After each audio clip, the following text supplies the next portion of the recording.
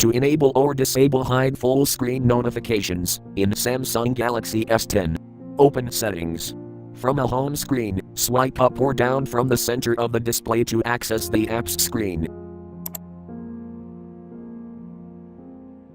Tap Settings.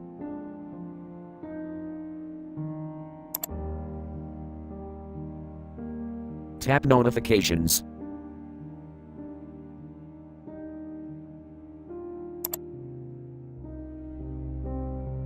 Tap Do Not Disturb.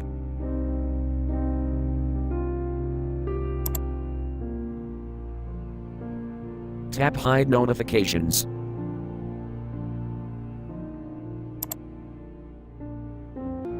Tap Hide Full Screen Notifications. Switch until blue to enable, or tap until gray to disable.